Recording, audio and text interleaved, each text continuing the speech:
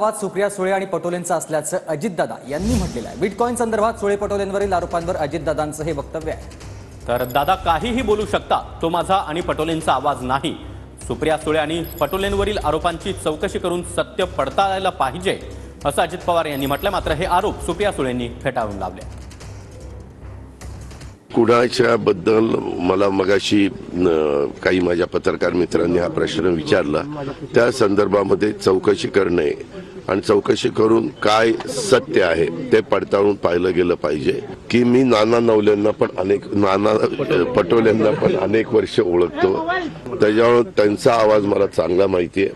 अर्थात मी आवाजाच्या बद्दलचा अगदी करेक्ट सांगणार अशातला भाग नाही। बऱ्याचदा हुबेहूब आवाज काढणारे लोक देखील समाजामध्ये आहे, पण त्या दोघांच्या बद्दलचे काही ऐकायला मिळतं। त्यांनी जे मांडलेलं आहे तर दोन्ही व्यक्ती त्याच आहेत।